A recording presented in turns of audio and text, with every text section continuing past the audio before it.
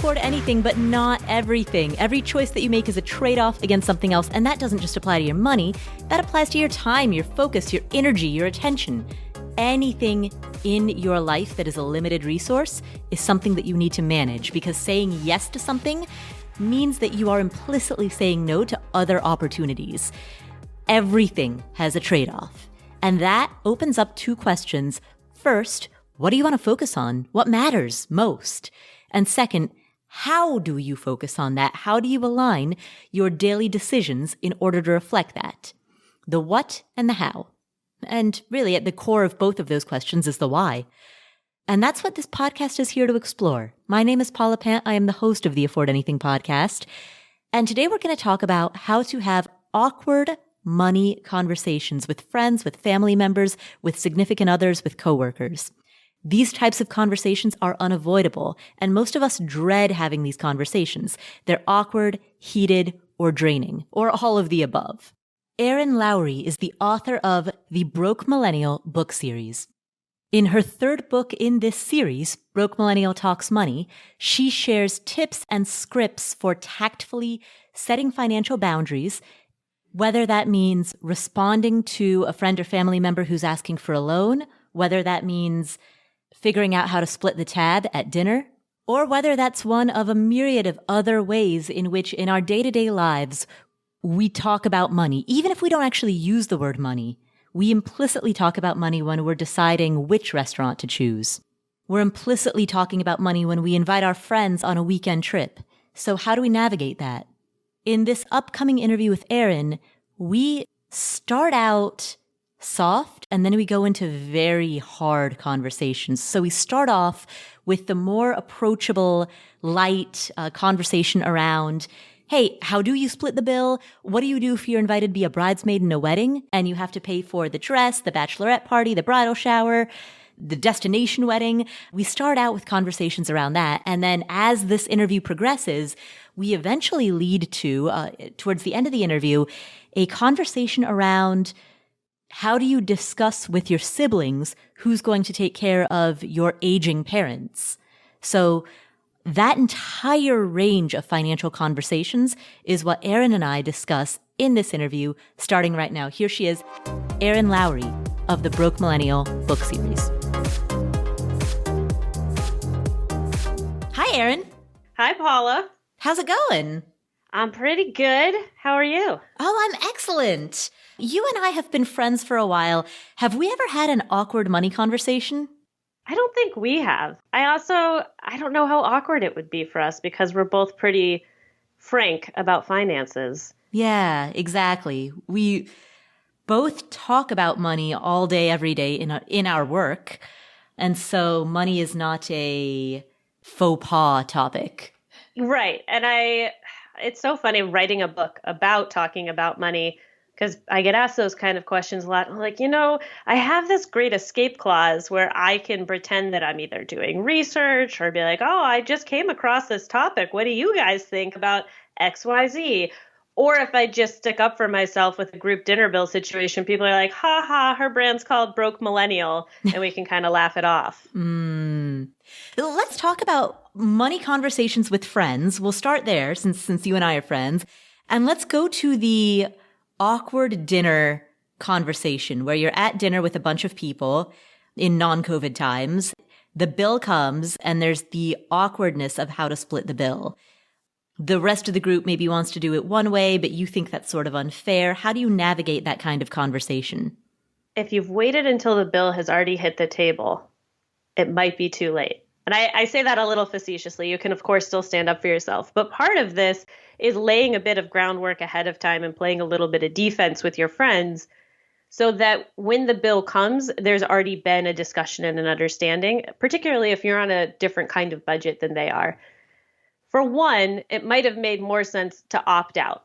So that becomes part of the question. Even if it's your best friend's birthday dinner, if they're going to some place that is just, even the salad and the water is outside of your budget or just not tenable for you right now, that needs to be an earlier conversation. I love you. I want to celebrate your birthday, and I don't want you to have to compromise where you're going. So I do think, of course, you should go to this restaurant. How about I meet you for a nightcap later? Or how about I cook you dinner later this weekend? Or provide some other options. That counter offer is always a very strong strategy if you're going to say no to someone. Now, if you're like, listen, it's my best friend, I want to do this, then it's also having a conversation either early with the other people that you know are there. Hey, I understand people might want to split the bill evenly. I got to be honest, I have a hard maximum at $40. So that includes tip and tax and paying for her. I can't do more than 40. I will make sure that I order a modest dinner, but I just want to have that conversation now. Right. Or you stand up at the dinner table. I love this line from Melanie Lockhart, who talks about this idea of which feeling is going to be worse, the potential embarrassment you feel in the moment or the resentment that you might hang on to for days afterwards. And I really loved that framing. We're like, listen, I have definitely been in that situation where I had to advocate for myself. I was at a birthday dinner. I only knew the birthday girl. She picked a very expensive Mexican restaurant. I ordered the cheese quesadilla and a water. I had done my research ahead of time, and the bill was still going to be $80 because of everything everybody else ordered. And I was like, I can't do that. I cannot afford that right now. And it was a little embarrassing, but also I loved and trusted her, and I didn't really care about anybody else at the table because I didn't know them, and I probably wasn't going to see them again. Right. Yeah. So if it gets to the end of the dinner and it's time to advocate for yourself, it's still worth doing it so that you don't hang on to the resentment afterwards. But the best case scenario is to bring it up in advance. And to set some other options, meeting afterwards, meeting before, but kind of bowing out for the actual splitting the dinner bill dance. The other thing to think about is if you do advocate for yourself, there's probably one or two other people at that table who are about to let out a big exhale because they felt the same way. And then they'll back you up because you broke the ice and said something first. Does it always happen that way? No. But oftentimes there's at least a couple other people who are like, yeah, let's just pay for what we ordered. Thanks. Right. So they're the people who are glad that you're the one who was brave enough to speak up. Yes, that you were willing to take on that burden. But it is just really critical to think about the fact that you care more about your money than anybody else. And it is so easy to let other people spend our money. And it is as simple as those dinners that feel like not that big a deal. It happens here and there. And one of the ways you can also play defense in your own life is to create a friend fund. Every paycheck, put a little money aside so that you can indulge in certain ways within reason when these kind of moments come up. And you can just say yes. And you don't have to make it this whole reconfiguring your monthly budget for yourself. So that's one way to also just in your own personal financial life, play a level of defense. But there are so many ways with friends, with family members, even with coworkers, with our partners, that people ask us to do things that kind of ends up with them spending our money. I'm looking at wedding season as a big offender of this, but what kind of bridesmaid's dress are you being asked to buy? Do you have to pay for hair and makeup? What are all the events that you have to go to? It's hard to advocate for yourself, and it's very easy to just say yes so that you don't have to deal with the awkward conversation, but then feel a lot of resentment about what's happening with your money. Right. With regard to wedding season, what are some diplomatic ways to bring that up? Because, if somebody asks you to be in their wedding, that's a big honor. So you don't want to sound ungrateful, but at the same time, you have a budget reality. You need to be honest about that budget very early on with both the bride and then whomever she might be looking to help plan other events. That could be as simple as, I'm very excited to be a bridesmaid. However, I am a bridesmaid in 2 other weddings this season. And so because the wedding is out of town, I can only afford to do the wedding and either the bachelorette party or the bridal shower. Or I can really only afford to come to the wedding and I can't attend an engagement party, a bachelorette party, a bridal shower, and the wedding. Like setting expectations for all of the events and what's that going to look like for yourself. Also, trying to set expectations around the dress, the hair, the makeup, the shoes, getting a sense of what she's going to want. And can I just remind people, you can say no. You do not have to be in somebody's bridal party. And there are tactful ways. Like, I really love you and I cherish our relationship, but I just honestly financially cannot afford to be a bridesmaid right now. And I don't want you to feel like I am creating drama for you or you have to cater to my situation. So I will be there to support you, but I just cannot afford to stand up there with you in that way. Right. For a situation like that, would it be appropriate to also state some hard maximum? I mean, when you were talking about dinner, you gave the example of one conversation you could have is, hey, I have a hard maximum of $40, including tax and tip. Could you do that with something that's bigger ticket, like a wedding? You definitely can. And you can also do that with, let's say that you're not the maid of honor and the maid of honor is planning all of the events. And I have known people who have been in situations where that person goes rogue and just books stuff without asking people. So that's another thing to upfront have a conversation about. Hey, overall, the whole wedding, including day of, dress and all that, this is my hard budget. So just please keep that in mind when you start planning the other events, that I either won't be able to attend or I can only afford to contribute X amount. That's an important conversation to have early. I will be honest, though, this does not always go well. I have been the bridesmaid who did try to set limits with a bride, and we did not end up staying friends after that wedding. And it was hard, and I was young, and I could have certainly been more tactful, but I also did not anticipate the level of bridezilla that she went. And at one point, she had picked a very expensive dress that then also needed alterations and tailoring. And she was trying to have a bachelorette party at one destination, a bridal shower at another, and her wedding at a third. And I said, I'm not asking you to switch what bridesmaid dress you purchase or you want us to purchase, but I cannot financially afford all of these events and this dress. So would you prefer for me to come to the bachelorette party or to the bridal shower? And I got a very condescending email back about how I didn't understand what it meant to be getting married. And I was like, yes, but I do understand what it's like to be a bridesmaid because this is not the first time I've done it. And I'm in 2 other ones this year. That did not go over well. So it was wrong on both sides. I was not tactful in my response. The reason of setting that boundary stood, and I also did not cave. I cannot afford all of the things you are asking of me. I did not say yes anticipating a $2,000 bill. Right. So what is most important to you? And I think that's another thing, is trying to be amenable and compromising along the way, giving a choice of, I can only do 2 of these X number of things. What do you want me to be doing? Yeah, which then puts some power and control back in the hands of the person that you're speaking to. And that's true of, wedding seasons is just the low-hanging fruit of these conversations, but that's true of so many different dynamics that we have with people when we're trying to navigate awkward money conversations is, all right, of these options, what is most important to you? What we've talked about so far is playing defense and defending your money when you're at the dinner table and other people are trying to spend it, or when you're asked to be in a wedding or asked to be, involved in some type of a group event in which other people are spending your money. To what extent, when we're on the other side of the table, is it our job to be proactive and look out for our friends' money? I'll give you an example. I was at dinner with a mutual friend of ours, Stephanie O'Connell. We had the most beautiful example of a money conversation at the dinner table done right. So it was me, Stephanie, and it was a third friend of ours who I don't think you've ever met before. Stephanie and I ordered drinks. This third friend did not. And when the bill came, Stephanie and I proactively were like, oh, we'll pay for our own drinks. We realized you didn't order any drinks. We don't want to force you to split the bill 3 ways. And the friend was so taken aback and so grateful that he was like, oh, no, I would be happy to. I'd totally be happy to split it 3 ways. And Stephanie and I were both like, oh, no, we don't want, so it was like each of us were advocating for the interests of the other person. And it was just a really, really good experience for everybody.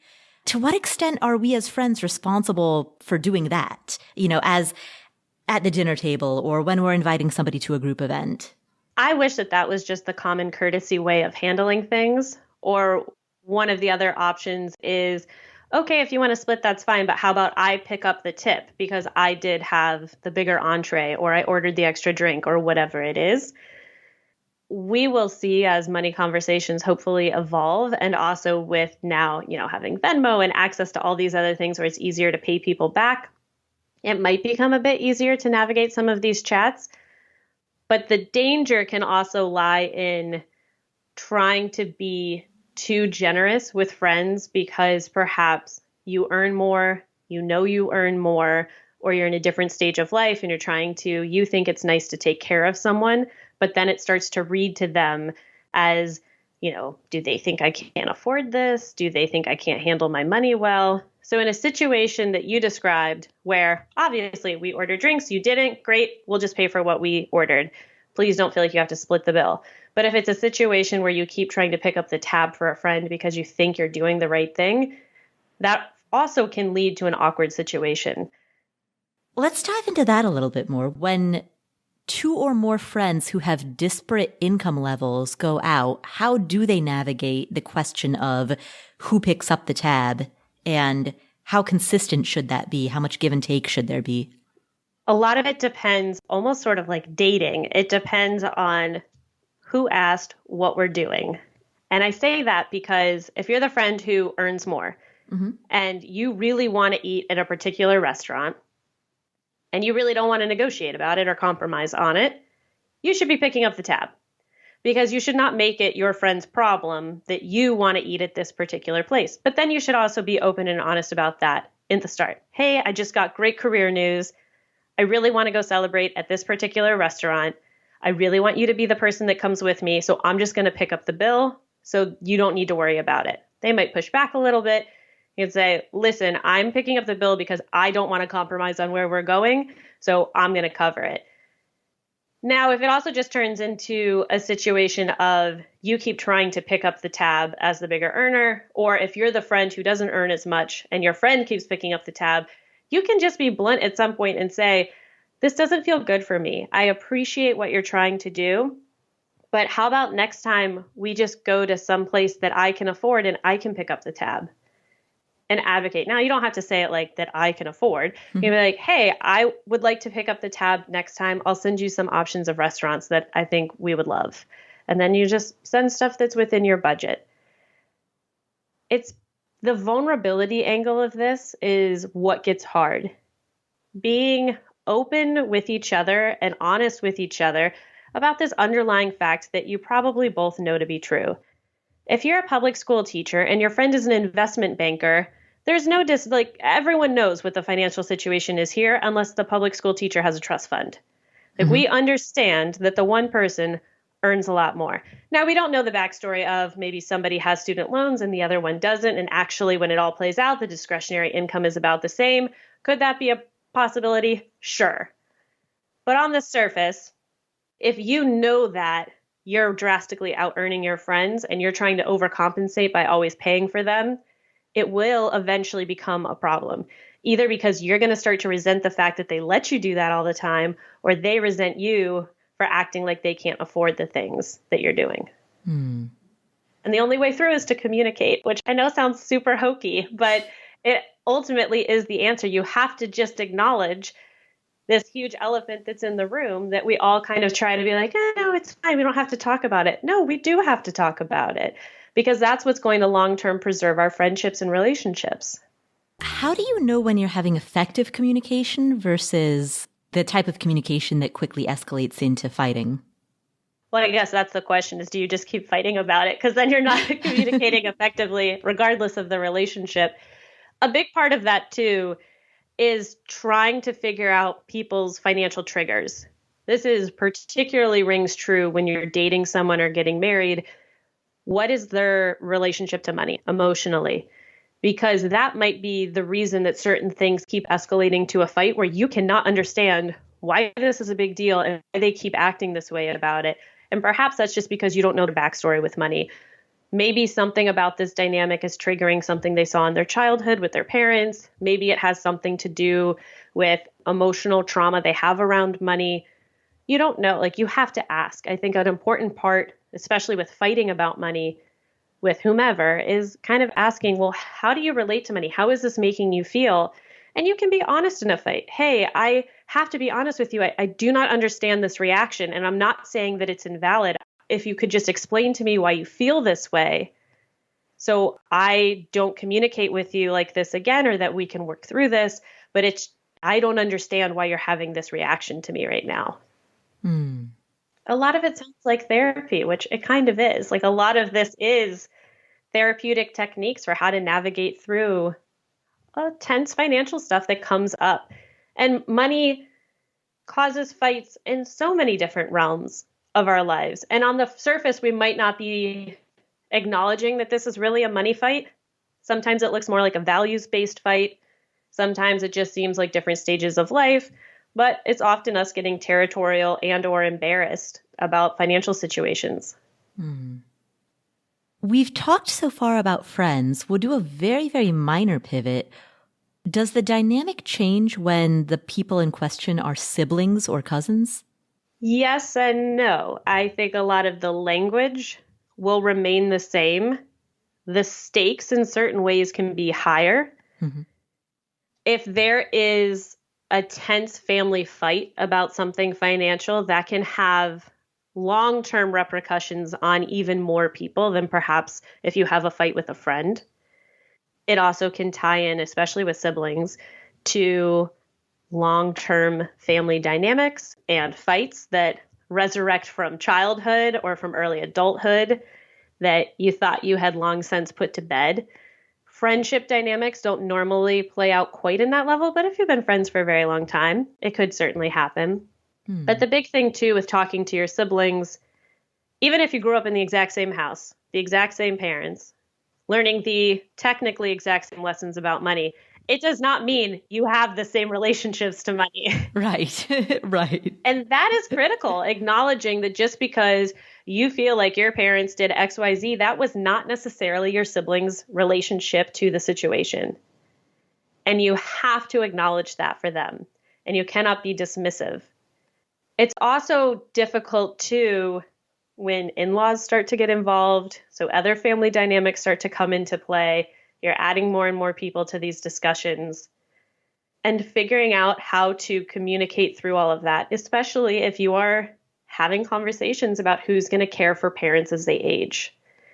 And that's where a lot of old family dynamics can come back to a head, or sibling resentment can come up.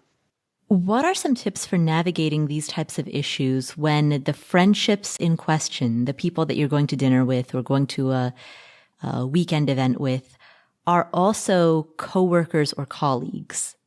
And in particular, a lot of the people who are listening to this are either part of the FIRE movement or just generally high savers. So many of the people who are listening to this might be in a position where they earn a similar amount as some of their coworkers, but they spend at a radically different level. And so when you go out with friends who are coworkers, who are all all have a sense of how much you're making, because they're all making about the same, there can be that awkwardness in them knowing what you make and then them recognizing that you're not spending it. It's key to give context about your why. So explain what FIRE is if they're not familiar with it, or tell them that you're aggressively trying to pay off debt, or talk about what your savings goal is for the next couple of months. But to also ensure that it doesn't get presented as well, I don't value that. I don't value going out to happy hour. I don't value getting lunch. And I say that because it's perfectly valid and fair if you don't value that. But saying it like that just sounds super judgmental about them valuing it. They are entitled to value that if they want. I value lattes. I think they're delicious. I budget for them. If somebody does not see value in that, that's fine, but it doesn't invalidate me wanting to go buy a latte. So no matter what the dynamic, if we're talking friends, coworkers, family, a huge part of this is just making sure that the way you set up your context and what you're going to say doesn't come across as, well, I think you're wasting your money, so I don't want to spend money that way. Instead, leading with, oh, I really appreciate the offer, but we are trying to hit X amount in savings, or this savings rate, or paying off this debt by the end of the month. So I'm going to opt out this time. Or I can come, but just for one drink, or whatever the alternative that you're going to offer is. Or, hey, I'd love to have you come over and I can cook a meal, whatever you want to offer. If you do want to offer, maybe you don't care. Maybe you don't care to socialize with your coworkers, which is also fine. You just also need to consider potential ramifications in other ways. One of the things that I've talked about recently is a lot of times when folks ask, what's your biggest financial regret? The answer is like, oh, this debt or overspending here, not saving enough there. And for me, it has a little bit more to do with the money I did not spend. And I mean that because I said no a lot in my early 20s to mid 20s. And in the interest of saving and going to earn, instead of going and investing in relationships by going to the company happy hours or by going with my friends to certain concerts or events. And long term, if you keep saying no, people do stop asking. Mm-hmm. And for some folks, that feels like, well, good, I want them to, which is fine. But also it can be you waking up and realizing, yikes, I have to rebuild a lot of friendships because I kept saying no and people stopped asking. And here I am without a tight community of people around me because I prioritized other things over investing in relationships. There does need to be a balance, is what I'm saying. Now, is every relationship from my early 20s that petered out, were they going to be long-term friendships that I was going to have at 50? No. But there's also memories that didn't necessarily get made or events that my friends will still talk about to this day that I kind of wish that I had gone on. And that is something to consider, is what is the payoff? What are you sacrificing? And long-term, are you totally sure that that's worth it? Or maybe you should have a friend fund or a fund money that you set aside so that sometimes you can say yes and opt in.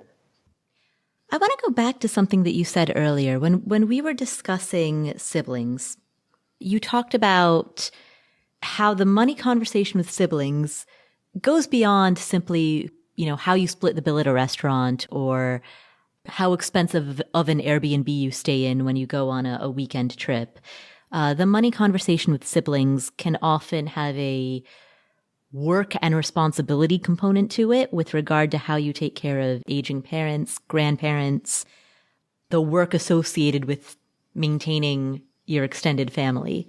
How do you, at the risk of asking far too broad of a question, how do you begin to navigate those types of conversations? It starts by acknowledging whatever feels like the pain point. And that needs to get brought up first. Maybe the pain point is you're worried mom and dad can't afford to retire without financial assistance. You're not sure, but you're pretty confident that's going to be a problem. So what is that going to look like for the siblings? Can you financially afford to support them? Are you going to need your siblings to help? Can your siblings afford to contribute? And if not financially, are there other ways that they can help contribute? So starting to bring up whatever feels like the friction or the pain point in the dynamic in a way that's not, again, coming across as any sort of accusation, any sort of, I'm handling all this, you're not doing anything. You really want to bring it up before it gets to that kind of a point. Because that can happen in family dynamics. It can feel like one person or two people are shouldering the burden and other people are not really providing support, whether it's physical, emotional, or financial. So actually asking a sibling or another family member to sit down, tell them it's coming. I want to have a conversation about mom and dad's financial prospects in the future. I'm feeling a little stressed about it. I'm not sure how you're feeling, but I'd love to sit down and just have a conversation about it so we can put our worries or thoughts on the table and see what happens. No matter the financial conversation that you're having, though, a key takeaway is that it doesn't have to get resolved in one sitting. I think sometimes we kind of go into these hoping for a resolution immediately, no matter what the problem is. Sometimes the first step is just acknowledging there's a problem, and that's it. Like, hey, this is a pain point. I just want it out there. And then slowly continuing to have this conversation. It could be over weeks, months, heck, sometimes it's years, but just allow it to also evolve as opposed to we've addressed it and we're going to solve it right here in this one dinner that we're having. It strikes me as I hear the description of that conversation that the conversation needs to be a blend of emotional validation as well as logistical planning. Does one have to preclude the other? I mean, is the sort of what that first conversation is emotional validation of how everybody is feeling the foundation before any administration or logistics can build from there? I would say yes, you can, of course, have some logistics planning in the first conversation because logistics might be part of what is causing the stress and anxiety for one or two of the people involved. The other part that you have to contend with is folks are allowed to set boundaries in different ways. And particularly if they're half siblings, there might be a friction point with a particular parent that you don't have. So maybe you have a great relationship with your father, but your sister, your brother does not. And they might make a decision to not want to provide certain types of support based on their lived experience, and they're allowed to do that. You don't get to belittle, manipulate, peer pressure, condemn, whatever, the sibling because of a boundary that they have set for their own mental health. And that can also be a lot of what causes animosity and resentment in some of these conversations is somebody is more comfortable or more willing to pick up some of the work in a family dynamic and another isn't because of a type of boundary they've set. But again, coming back to that point of you can be raised in the same house and have vastly different relationships with family members. As we talk through the complexity of family dynamics, you've mentioned that the situation can get more complicated when different siblings have different relationships with parents, when there are half siblings involved, when there are step siblings involved. And then to add yet another layer of complexity onto this, then each person, yourself, your siblings, your half siblings, your step siblings, many of them have spouses who would also be affected by decisions that are made. How do you navigate those conversations with spouses or partners? First, I would say that the couple themselves need to get aligned on what they're comfortable with before coming to a larger family conversation. So to just use myself as an example, if my husband and I needed to provide support for a parent, that the two of us have a conversation together, analyze our own financial situation, and realistically discuss what we are comfortable providing as financial support and be aligned on that before going into a conversation with, let's say, his siblings. Because it's not fair for one partner to agree and spend the money without talking to the other. What can also be really complicated, though, is if you marry somebody or otherwise partner with somebody who has been providing financial support to a family member or multiple family members prior to you coming into the picture. And then the existence of you changes the situation. And that was one of the dynamics that gets discussed in Broke Millennial Talks Money is a gentleman who had been providing financial support to his mom and his grandparents. And then he got married, had a kid, bought a house, and it changed how much support he could offer his family. But that had to be a conversation first between him and his wife about what they could afford to provide. And then between him and his mom and his grandparents about, hey, my circumstances have changed. I, of course, still love you and want to support you, but this is how much I can provide now compared to before. What do you do if you're trying to have that conversation with a partner, but you feel like the partner is just steamrolling over you? At some point, you might need to bring in a neutral third party, like a couples counselor, if you are not able to get your voice heard. You really don't want to put yourself in a position of, them or me. You have to pick. That is never really where this needs to end up. There needs to be some level of another person stepping in, preferably totally neutral third party. And it makes sense, though, that your partner might feel like, hey, I'm not going to let my parents flounder. They raised me. I'm going to support them. So you just need to get on board. And you're allowed to feel like, hold on. We also have a financial life that we have to figure out. You don't get to unilaterally make decisions. part of it too is giving yourself really and your partner the space to be like, this sucks.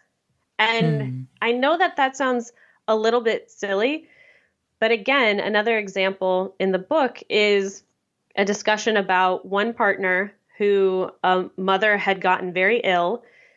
He was like, listen, we have to move back to where I'm from. I have to go back and take care of her. And the wife knew that that was going to be what had to happen, but she wasn't happy about it. And it's okay that she's not happy about it, and she's allowed to say and vocalize that. But at some point, it has to be like, okay, you've said it, we get it, but let's deal with the reality that we're in. So it's giving your partner this space to have the feelings and move through the process, but then both of you also have to get to the other side. So it's not every time we get mad about something, it gets brought up and thrown in the other person's face, which is true really of all money fights in relationships. It can't be every time, well, you wanted the bigger house and we bought the bigger house, so now this is the problem. If you agreed to move into that bigger house, you agreed to move into it, you're like, okay, I get it, let's move on. Right. But often it's the conversations that don't get resolved up front that create resentment that carries. There is, and I think what's fascinating about that too, and this was a concept I had not heard of until talking with a financial therapist for the book. Most relationships have a lot of perpetual problems that aren't technically solvable. And I say that because neither party is wrong. So neither one can be like, haha, my way is right, your way is wrong. Therefore, both are technically right. They're allowed to feel the way they feel, but they're in disagreement. So an example was, you want to go to the airport, one wants to be there 2 hours early, one wants to be there 45 minutes early. Well, as long as you make the flight, no one's wrong, but you want different things. And you have different ways of going about getting to the finish line. So these perpetual problems come up a lot when it comes to finances. And so it also becomes about how do you compromise and how do you sometimes just let the one person take the W and then go back and forth a little bit on that instead of always having to meet halfway. Sometimes someone gets to take the win. We're coming to the end of our time. Thank you for spending this time with us. Are there any final tidbits of wisdom, any final takeaways that you would like to share? I will just say talking about finances is perhaps one of the most critical skills we can learn, because you can learn how to build your foundation, you can learn how to grow your wealth.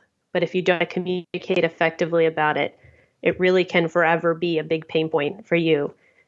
And so I just hope that everyone finds a way to resolve whatever money friction points that they have in whatever relationship by learning how to communicate about it better. Thank you, Erin. What are the key takeaways that we got from this conversation? Here are 5. Number 1, advocate for yourself. Set boundaries and expectations before you need to. Now, in the case of going out with friends, for example, tell them when the plans are being made, what your boundaries are. So, for example, you could set a hard maximum. You could say, hey, I can only spend a maximum of $40 on this, including tax and tip. So whatever restaurant we choose, please know that my maximum is $40. That's one way of setting those boundaries proactively, setting them during the planning phase, where that conversation is likely to go a lot better. What you don't want to do is wait until the last second, like wait until the bill comes to the dinner table and then announce after the meal, oh, hey, by the way, I have this particular boundary, I have this particular upper limit. That conversation is likely to not go quite as well. The earlier in the conversation you can bring up those boundaries or set those expectations, the better. Another thing that you can do is to give clear alternatives, such as, hey, I'm happy to meet up with you before the event, or I'm happy to meet up with you after the event, or hey, if you want to come over, I would be happy to make you a meal, or we could have drinks at my place. If you were invited to participate in a wedding, you can say, hey, you know what? I can do either X or I can do Y. Which one would you prefer? I can either come to the bachelorette or I can come to the bridal shower. I can't really do both. The choice is yours. Which one would you prefer me to be at? I love this line from Melanie Lockhart, who talks about this idea of which feeling is going to be worse, the potential embarrassment you feel in the moment or the resentment that you might hang on to for days afterwards. The bottom line is, don't be afraid to say no. You care about your money more than anyone else, so other people shouldn't get to spend it for you. And be open and honest. Again, the sooner the better so that resentment doesn't build and it's not a surprise to your friends. That is key takeaway number 1. Key takeaway number 2. Create a friend fund. If you want to avoid awkward money conversations completely, one of the best ways is to set up a friend fund so that you don't have to say no, or at least so that you'll say no less often. Essentially, this is a subsection of your savings that is dedicated specifically to going out and having fun with friends, going to dinners, going on trips, going to concerts, giving gifts. You'll feel greater peace of mind when you know that there's a portion of your budget that's allocated to this. This is part of your financial plan. And it says something about how much you make it a priority, that you take the time to make sure that you have savings set aside for having fun with your friends. An easy way to do this is to set up automatic transfers to a separate fund that you only use for dinners, gatherings, events. And if you think that a friend fund sounds frivolous, think about what's worth more, your friendships and relationships or your financial goals. I don't mean to create a false dichotomy. Of course, you can pursue both, but in order to pursue both, you need to pay attention to both. You can't dismiss doing work on your friendships and relationships as frivolous. And having a section of your budget set aside for your friendships, that is, in part, doing that work. What is the payoff? What are you sacrificing? And long term, are you totally sure that that's worth it? Or maybe you should have a friend fund or a fund money that you set aside so that sometimes you can say yes and opt in. Remember, it's not about being ultra frugal for the sake of hitting FI 2 years sooner than you otherwise would have. That's not worth it if it comes at the cost of your friendships. It is okay to invest in relationships and friendships. And there are also ways that you can do that stay within your budget. So that is key takeaway number 2. Key takeaway number 3, choose emotional validation before you choose judgment. Often, navigating awkward money conversations requires a high degree of empathy. Validating the emotions of others can diffuse what would otherwise be a tense conversation. Your job is to understand where the other person is coming from. Here's a great way to do this. How do you relate to money? How is this making you feel? And you can be honest in a fight. Hey, I have to be honest with you. I do not understand this reaction, and I'm not saying that it's invalid. If you could just explain to me why you feel this way, so I don't communicate with you like this again, or that we can work through this, but I don't understand why you're having this reaction to me right now.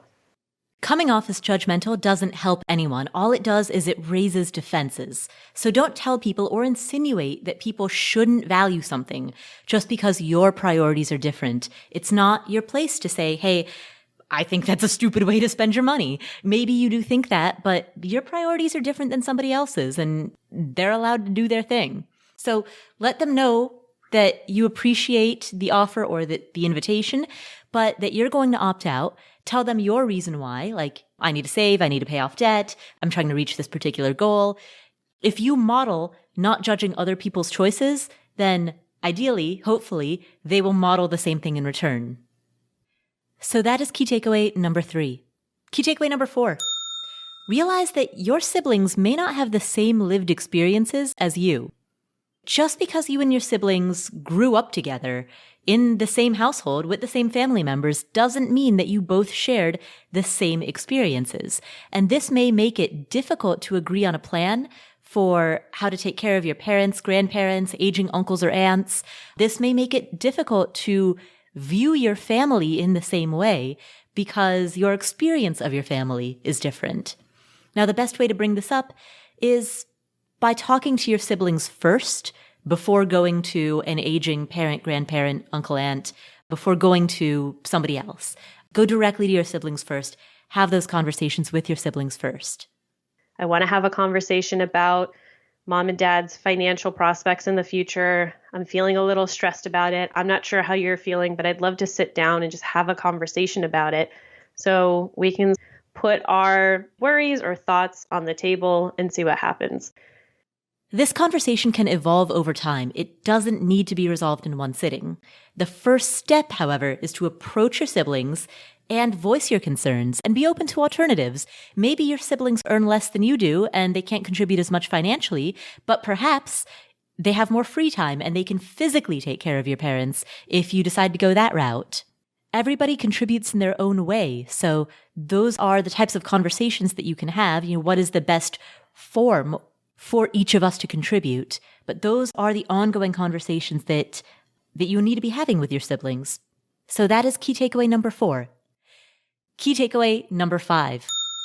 Get on the same page as your partner first, particularly when it comes to decisions about each of your families. If one of you has a family member that needs help, you need to discuss how to approach this together. And it's not fair for one person to make a unilateral decision or to steamroll over the other person, particularly when your shared resources are at stake. You want to avoid a me versus them situation, specifically in a case where your partner was providing financial support prior to your relationship. And you also want to avoid getting steamrolled and feeling as though you no longer have control over your own shared pool of resources, because no matter what you say, in the absence of an agreement, the default will be that your partner just commands over you. That's not a healthy relationship. That quickly turns into a dictatorship where only one person makes the decision and the other person is forced to go along with it. And so the work of getting on the same page is more than just the work of bringing up the topic. It's perhaps more so than talking, it's the work of listening. And that has to happen both ways. If my husband and I needed to provide support for a parent, that the two of us have a conversation together, analyze our own financial situation, and realistically discuss what we are comfortable providing as financial support and be aligned on that before going into a conversation with, let's say, his siblings. If your partner isn't willing to listen, you may need to bring in a neutral third party to help mediate. And additionally, there may be times when you both need to compromise, or when doing the right thing is really difficult. Where things get tricky is when only one person is compromising and the other person always gets their way. That's what can ruin relationships. You both need to be allowed to have space and to have flexibility to not only express your feelings, but let your ideas be translated into action. And given that these conversations can be ongoing and can take time, you need to have a clear plan for what happens in the absence of an agreement, or what happens in the interim before an agreement is reached. Because if what happens during that interim period is that in the absence of an agreement, you default to just one person, to what one given person wants, well, then that's not fair. And that's a relationship that is going to breed ongoing resentment. And that's when you definitely need a neutral third party to come in and to mediate. Somebody who is specifically trained at those types of issues, someone who specifically is an expert at marital conflict resolution. So those are 5 key takeaways from this conversation with Erin Lowry, the author of the Broke Millennial book series, with her latest book, Broke Millennial Talks Money. Speaking of talking about money, we have been talking about money a lot with the people who are in our 31-day challenge. So if your January 2021 did not go as swimmingly as planned, and you want to kickstart the new year, new February, new you, join our 31-day challenge. Yeah, I understand February has only 28 days, but hey, join our 31-day challenge anyway. You can join at any time. It's totally free. And every day for 31 days, you get an email with one idea, one question, and one action that you can take related to money, investments, motivation, habits, productivity, and much more. There's also a great community that discusses each day's challenge, that shares their ideas and experiences and questions and stories. So it's a great way to get this new year started right. And you can sign up for free at affordanything.com/31-day challenge. That's affordanything.com/31-day challenge. Thank you again for tuning in. My name is Paula Pant. This is the Afford Anything podcast, and I will catch you in the next episode.